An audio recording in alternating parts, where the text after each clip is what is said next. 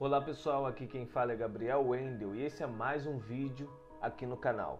Bom pessoal, hoje iremos falar sobre mais uma parte do livro A Chave dos Grandes Mistérios de Eliphas Levi. Se você ainda não assistiu os outros vídeos, então eu recomendo que você, antes de assistir esse, dê uma olhadinha, já falando sobre a verdadeira religião, o verdadeiro Deus, essas questões filosóficas, no sentido também a teologia profética dos números. Então seria interessante você dar uma olhadinha antes nesses vídeos, para depois assistir esse daqui. Bom pessoal, hoje iremos falar sobre um tópico muito interessante chamado mistérios filosóficos. Será alguns pontos ainda de transição entre os vídeos anteriores. Então Eliphas Levi agora vai falar um pouco sobre o ser, como é tratado o ser no sentido ainda da ciência, da fé. Então, como de costume, separei algumas citações para comentar aqui e a gente discutir um pouco sobre esse tema, tá bom? Bom, a primeira citação é o seguinte: a ciência busca a verdade em todas as coisas. A fé relaciona todas as coisas a uma verdade universal e absoluta. A ciência verifica a realidade no detalhe e a fé explica por uma realidade de conjunto que a ciência não pode verificar, mas que a própria existência dos detalhes parece forçá-la a reconhecer e admitir. Bom pessoal, como eu mencionei, ainda Eliphas Levi irá tratar um pouco sobre esse antagonismo entre a explicação da realidade da ciência, no que diz respeito, pessoal, ao materialismo. Então tudo que corresponde à realidade é o que pode ser experimentado, é o que pode ser testado, verificado, e a fé não, a fé já vai por um outro caminho, explicando essa realidade através de conjuntos. Então faz todo sentido, porque algumas partes da ciência ainda não é experimentável. Então é necessário de fato você bolar uma teoria. O importante é a gente sempre se alientar que a fé e a ciência buscam explicar a realidade através das suas formas, através de suas ferramentas. Então, uma necessariamente não exclui a outra. Então, esse tópico aqui que a gente vai abordar também, pessoal, é a respeito de mistérios filosóficos.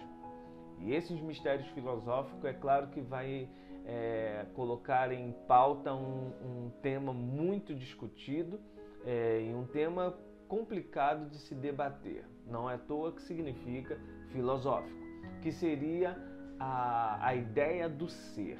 Eliphas Levi irá explicar como a questão do ser é abordada pela ciência e pela fé. E aqui vai um ponto muito importante, pessoal. O Deus que temos normalmente como, vamos dizer assim, o senso comum, é o Deus grandioso, que tem momentos de fúria, de arrependimento, de alegria, ou seja, um Deus antropomórfico.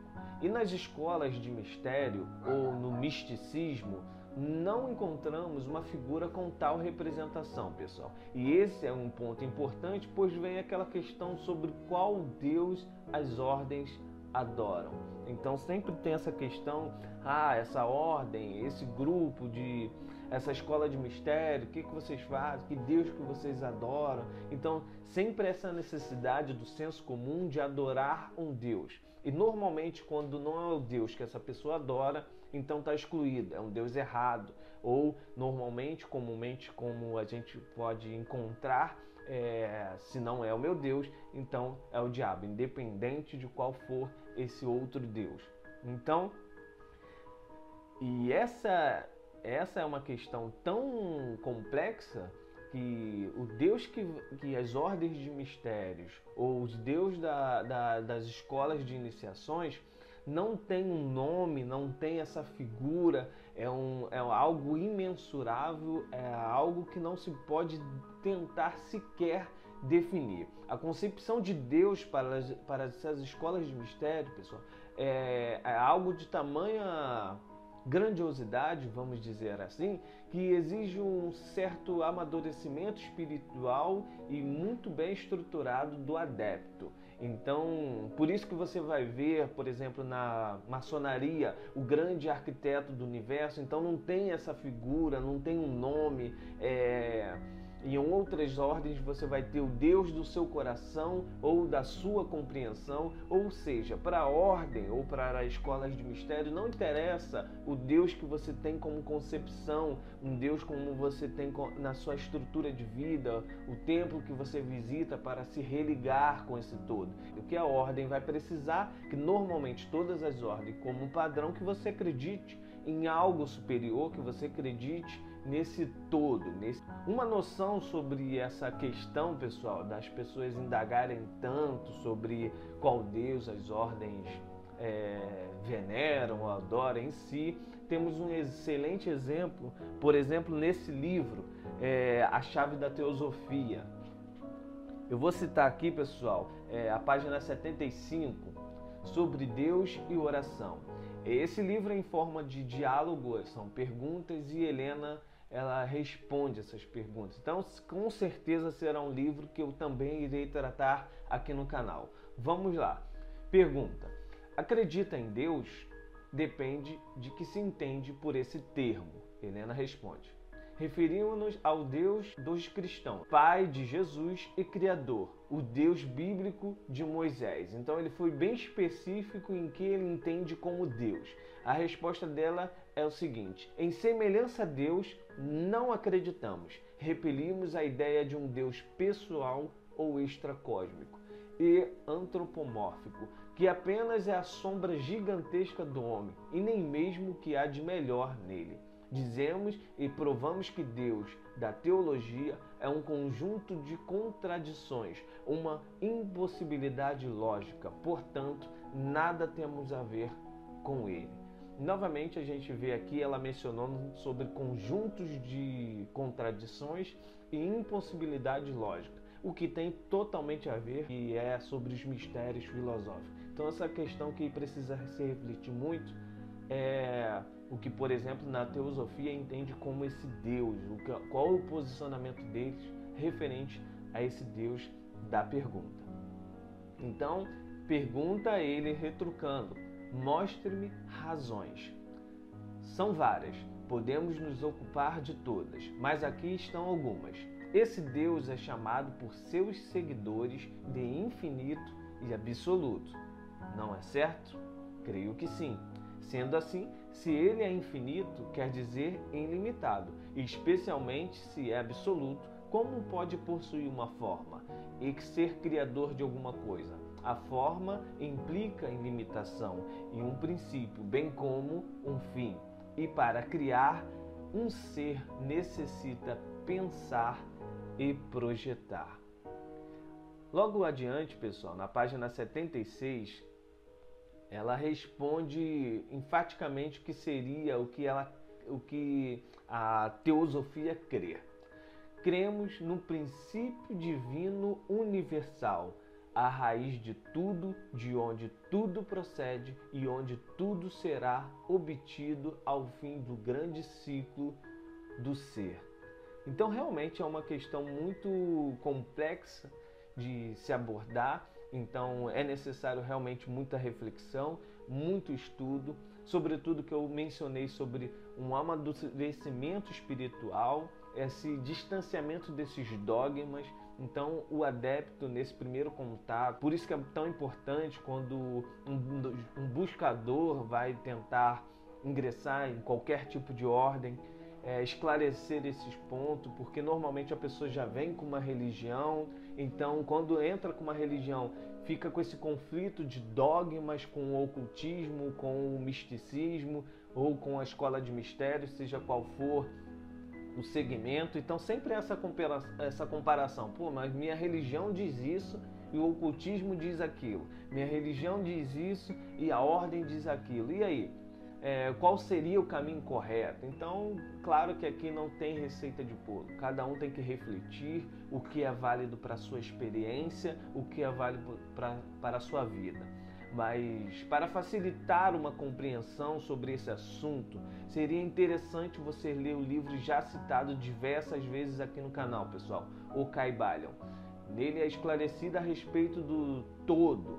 É claro que cada escola de mistério irá abordar esse assunto conforme sua tradição.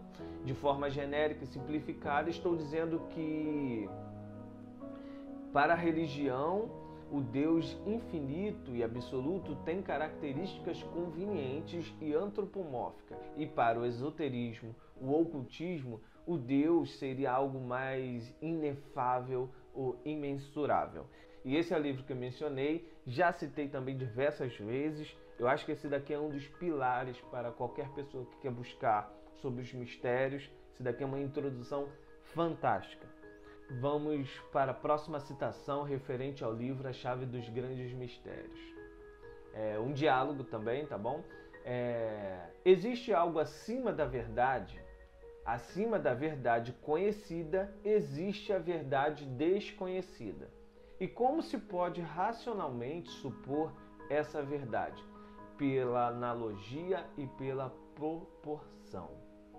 Então aqui, pessoal, existe um grande princípio no misticismo, no esoterismo, que inclusive novamente está aqui no Kybalion, que é a lei.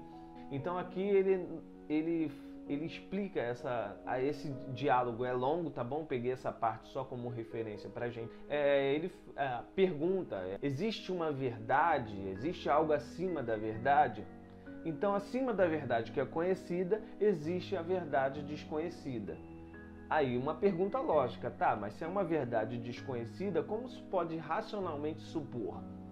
Para nós que estudamos o esoterismo, o misticismo, pela lei da proporção, pela lei da analogia. Se existe algo em cima, existe algo embaixo, similar. Então essa é uma lei muito interessante, os 7 princípios herméticos. Vale a pena você estudar e praticar ela em sua vida. Mas se a fim estivermos errados em nossas esperanças eternas, a fé não admite essa dúvida. Mas a própria filosofia deve responder que todos os prazeres da terra não valem um dia de sabedoria, e que todos os triunfos da ambição não valem um só instante do heroísmo e da caridade. Bom, aqui eu frisei essa parte das esperanças eternas para falar um pouco sobre a tendência de Eliphas Levi sobre a religiosidade. Eliphas Levi ele teve sua base no catolicismo, então isso já foi até indagado em outros vídeos, já respondi que muitas pessoas que isso incomoda quem não pertence ou não tem essa tradição do catolicismo, e que eu vejo isso não como um problema. Eu acho isso completamente normal, tendência com ele tem essa história. Então tudo que você vai investigar, como eu mencionei anteriormente, você entra em uma ordem, entra em uma escola, inevitavelmente você vai ficar comparando com seus dogmas da sua religião, o que você aprendeu, porque isso faz parte de sua experiência, isso faz parte de sua história. Mas sobretudo essas esperanças eternas, que é uma referência sobre a salvação. Vamos falar sobre esse ponto. Na religião, sobretudo o cristianismo, fala sobre a salvação. Então você só pode ser salvo mediante a Jesus Cristo. Não tem outra possibilidade. É assim que é pregado o dogma, tá bom, pessoal? E então, já nas escolas de iniciações ou no estudo do ocultismo, o princípio da reencarnação que é adotado como essa vida após morte. Então não existe isso de salvação, terminou. Você está vivendo aqui e morreu, acabou, ou você vai para o inferno ou vai para o céu. E esse é um ponto muito abordado aqui nesse livro, que iremos tratar futuramente sobre essa questão de céu e inferno, por que o ocultismo, o misticismo não aceita essa lógica de algo terminar, ou seja, a título de exemplo, uma pessoa comete crimes a vida inteira e acaba de ser baleada e 5 minutos antes de morrer, ela está em seu ato de desespero, finalmente se arrepende, finalmente aceita Jesus e ela vai ilesa para o céu, enquanto talvez uma pessoa que dedicou a vida inteira a Deus falha no último momento de vida e essa é condenada ao inferno. Então, pelas razões lógicas, pelo pensamento no nível filosófico, mais uma vez, questiona o ocultismo e o misticismo, questiona muito essa posição, como é feita essa salvação. Sobretudo, pessoal, essas escolas de iniciações, o ocultismo e o misticismo, aderem à reencarnação como um princípio, como um método de estudo, método aceito, além da lógica, é claro, porque está em conformidade com os ciclos da natureza. Conforme eu já disse, tudo que é em cima é como lá embaixo. Se no nível da natureza nada é desperdiçado, tudo é transformado, nada do universo é jogado fora, tudo é em transformação, como a gente pode esperar que isso seria diferente na espiritualidade? A nossa alma seria criada no momento do nosso nascimento e na morte ela seria separada para o céu, para o inferno. Isso não teria lógica pela visão do ocultismo. Por esse motivo, a alma não pode ser desperdiçada, ela tem que viver nesse ciclo novamente, ela tem que voltar para uma criança, que seria a reencarnação. Claro que, pessoal, cada tradição tem período para essa reencarnação, tem métodos, e isso não é o ponto aqui do vídeo. Talvez futuramente eu fale sobre essa reencarnação, abordo desse tema de uma forma mais completa, mas genericamente quer dizer isso. A reencarnação está obedecendo o ciclo. A alma vai, o ego é destruído, novamente a alma retorna para adquirir mais experiência, mais experiência, mais experiência, para o fim desse ciclo, desse ser, do fim do ciclo do ser. E aí entra uma questão muito legal, porque se a pessoa é de uma religião que prega a salvação, vamos colocar a título de exemplo aqui pra gente, o cristianismo. Então ela vai entrar em uma ordem de iniciação ou o ocultismo. Aí ela tem medo de perder essa salvação por causa desses estudos. Então a gente tem uma coisa muito legal que eu achei como resposta, que é o seguinte: para você ter a salvação, você precisa estar em uma vida direita, vamos dizer assim, com inconformidade e fazer caridade, fazer boa ação. O amor tem que estar envolvido, algo que não é muito abordado, mas o amor é o segredo para a salvação, ok? E por incrível que pareça, mesmo que você não acredite na reencarnação, a reencarnação, para você ter uma boa reencarnação, você precisa levar uma vida direita, com amor, com caridade, ou seja, independente do caminho, seja se no final da vida você descobrir se é salvação ou reencarnação, o método para você conseguir é o mesmo, então você não vai estar perdendo muita coisa, tá bom? Bom, pessoal, então encerramos aqui uma pequena ideia do que seria Deus, o que seria esse ser para escolas de mistério, para o misticismo, e aproveitei para abordar um pouco sobre essa questão de salvação e reencarnação. É claro que os comentários estão abertos, deixem aí mais artigos, mais livros que tratam sobre esse assunto. Podem colocar, pessoal, vídeos também. Então, o espaço do comentário é justamente para acrescentar mais informação ainda para esse vídeo, tá bom, pessoal? Eu espero que vocês tenham gostado. O próximo vídeo irá falar sobre os mistérios magnéticos, então já vai deixar um pouco de lado essa questão de fé e de Deus. Eliphas Levi vai finalizar essa ideia aqui. Claro que o livro, pessoal, é complexo, é gigantesco. Eu seleciono algumas partes só, porque é fácil de tratar em vídeo, é um assunto mais prático para ser abordado, tá bom? Tem assuntos que no livro não tem como abordar em vídeos. Espero que vocês tenham gostado desse vídeo. Um abraço, deem like, curte a página do Facebook também, tá bom, pessoal? Um abraço e até a próxima. Valeu!